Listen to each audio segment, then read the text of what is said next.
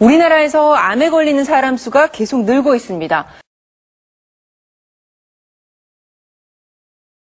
전체적으로 우리 국민의 평균 수명이 남자 76세, 여자 83세까지 살 경우 남자는 3명 중에 1명꼴로, 여자는 4명 중에 1명꼴로 암에 걸리는 것으로 예측됐습니다.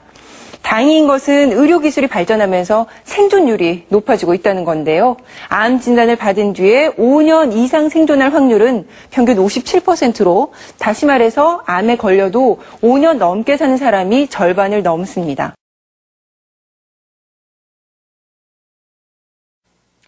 우리나라 성인 3명 중 1명은 평생에 한 번 암에 걸릴 가능성이 있다고 합니다.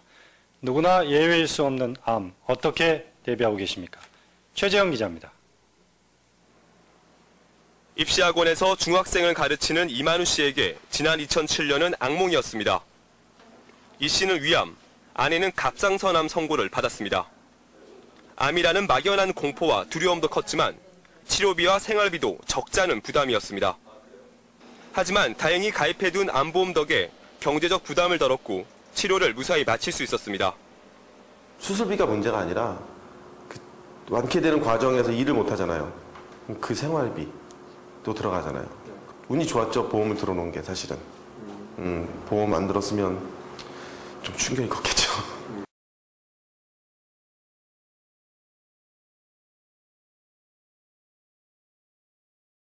하지만 치료 기술이 발전해 조기에 발견만 하면 이제는 암도 정복할 수 있습니다. 문제는 경제적 부담입니다. 암 치료에 들어가는 비용은 평균 2,947만 원, 한국인에게 가장 흔한 위암의 경우 평균 7천만 원이 넘게 듭니다.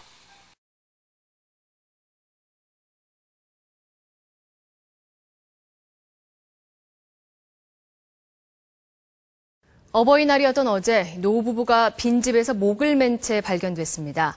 지병을 앓고 있던 부부가 더 이상 부담을 안길 수 없다며 아들 내외와 손자들을 여행 보낸 뒤 가슴 아픈 선택을 한 겁니다. 이남호 기자입니다.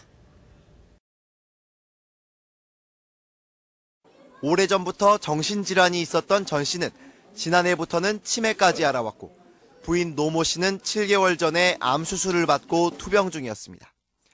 아들 내외에게 남긴 유서에는 그간 고맙고 미안했다. 짐이 될까 두려워 세상을 떠난다고 적혀 있었고 친척들에게도 우리 자식들 고생했는데 잘 도와주라는 글을 남겼습니다.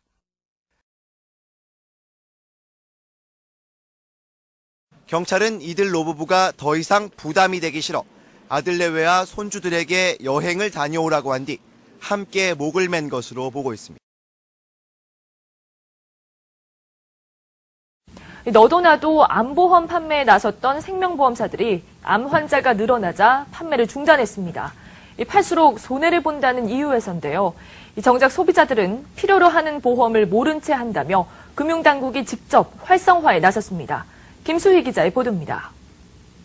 암보험에 대한 수요는 늘고 있지만 암보험을 판매하는 보험사는 보기 힘들어졌습니다.